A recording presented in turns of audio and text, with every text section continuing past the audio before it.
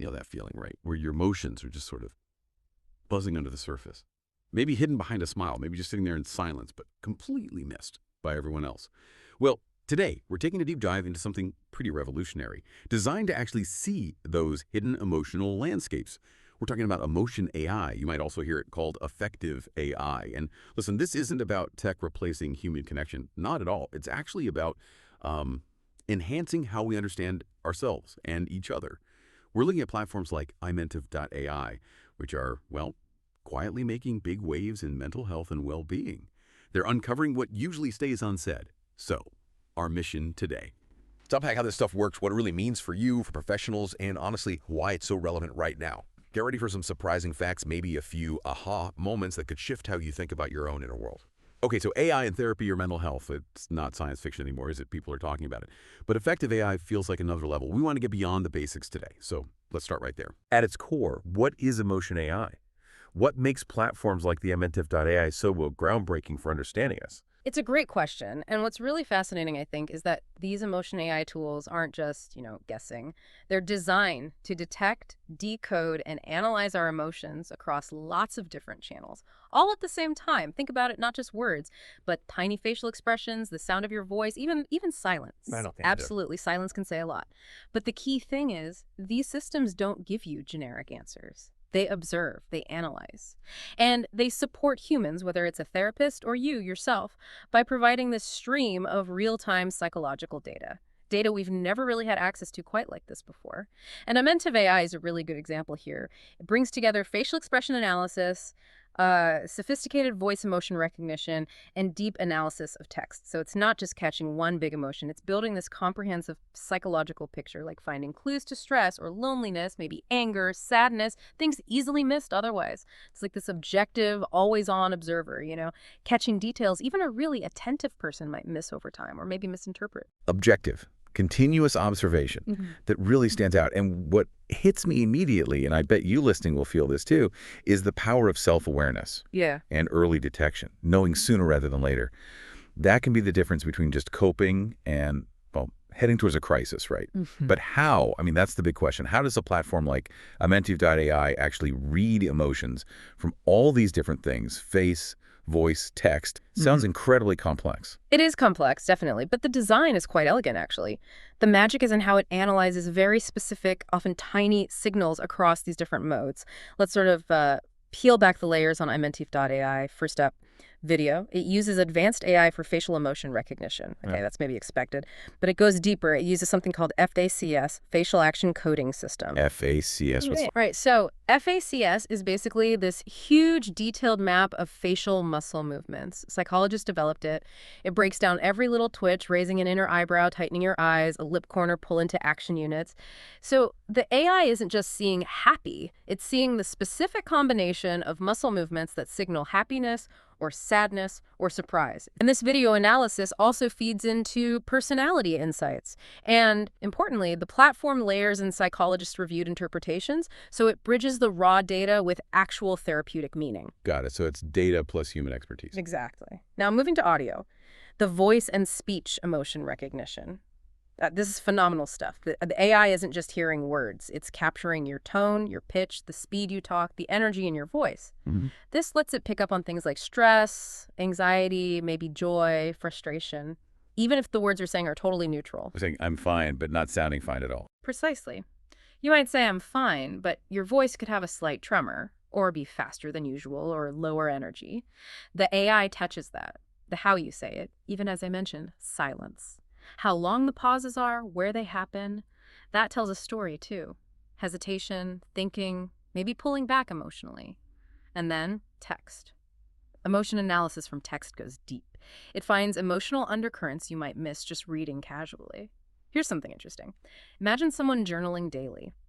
The AI might notice a subtle but consistent shift in word choice over weeks. Like what kind of shift? Maybe more past tense verbs or more self-critical language, even if it's subtle humor, looked at over time.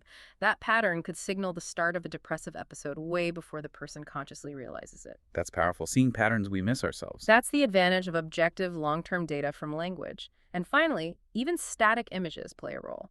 Facial cues and photos get analyzed for sentiment and expression, adding another layer to the whole picture. So it's really not just one signal in isolation.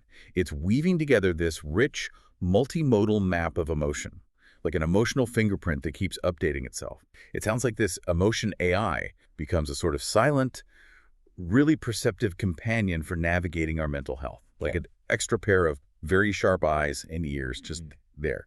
Okay, but this leads to the big question, the one I know a lot of people think about with AI. Is this tech here to replace therapists? Yeah. Is it going to damage human connection? What's the real story? That's such an important point. And let me be really clear. No, emphatically no. AI doesn't replace therapists. It doesn't replace that vital human connection. Think of it more like a highly sophisticated compass. When a psychologist uses it, or even when you use it for your own self-reflection, it doesn't dictate the journey, but it points out patterns, possibilities in your emotional world that maybe weren't obvious before. A compass. I like that analogy. Yeah. So say someone feels off, but can't put their finger on why. The AI might detect subtle, consistent signs of distress. That gives them a concrete starting point, maybe for self-exploration, maybe to decide to seek help. Okay. Or think bigger picture. Teams dealing with burnout, leaders wanting to improve employee well-being. Aggregated, anonymized insights from a platform like this can guide much better proactive decisions for a whole group. It's about augmenting human insight, making it sharper, not replacing it. Okay, crucial distinction. It's a tool, a guide. And you mentioned earlier, mental wellness isn't just not being sick. It's about having awareness, balance, resilience, regulating ourselves. So how does AI support those aspects? How does it help us build those positive things? That's where it gets really interesting for overall wellness. Emotion AI plays several key supportive roles. First, it's huge for encouraging early intervention. Just by spotting those subtle, persistent patterns of distress or imbalance over time, it can gently prompt you non-judgmentally to maybe check in with yourself or think about getting support before things potentially get worse. Like a quiet little nudge. Exactly, and it's great for self-reflection and tracking progress. Imagine seeing, visually, how your emotional state changes over time. That objective data helps you understand your triggers, see if your coping strategies are working, recognize actual growth. It helps you see yourself more clearly. Like a data-driven journal. Sort of, yeah. And for professionals, this objective data complements their own observations. It helps them really fine-tune care plans with insights they wouldn't otherwise have. And maybe one of the most important things, for people who feel hesitant, maybe because of stigma, to talk about struggles, it offers a private, non-judgmental starting point, a safe first look at their own emotional state. That can be a vital first step before talking to a person. It's empowering. Okay, connecting all these pieces, here's where it gets really interesting for me. Why now? Why is this tech hitting its stride now? It feels particularly relevant to today's world. That really touches on our current global context, doesn't it? We live in a world that's incredibly fast-paced, very screen-focused, and often just emotionally demanding. Think about rising concerns over loneliness, or what some researchers call digital depression. Our connections are often through screens, sometimes diluted by constant digital noise. Yeah, that resonates. So tools like Imentiv AI offer this needed objective lens, a way to see the emotional layers we often just skip past or ignore, or frankly don't have the mental energy to notice in ourselves or others anymore. When we're bombarded with information, our own internal state can just get lost in the mix, you know? And with anxiety, depression, this feeling of disconnection seeming so widespread, these AI tools start to feel less analytical and maybe more relational in a way, helping us reconnect with ourselves, giving that quiet, data-backed nudge towards better self-awareness. Precisely. When we use it responsibly, Emotion AI, Affective AI can really be like the emotional mirrors we need. They're silent, they're smart, and they're always observing well, you could call it computing empathy. Computing empathy. Explain that. Right. It's not that the AI feels anything, obviously, but it has this capacity to perceive, interpret, and reflect our emotional signals with incredible objectivity and consistency. It's empathy in an analytical sense, a mirror without human bias or tiredness, giving us really crucial, actionable insights into our inner lives. Oh. This deep dive really has shown the incredible potential here.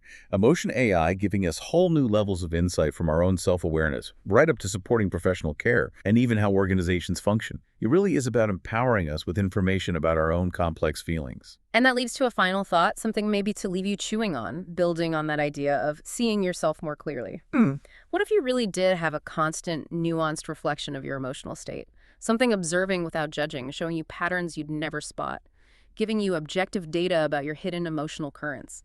How might that transform not just your own personal journey with mental wellness, but maybe even our collective grasp of empathy, of genuine human connection? That's a powerful question, isn't it? Really makes you think. What are your emotions telling you? What insights are hiding just beneath the surface? What could emerge if we had access to that kind of intelligent, silent observer? Makes you ponder not just how we feel, but how we understand it all. Thank you for joining us on this deep dive into the future of emotional intelligence. Lots to think about there.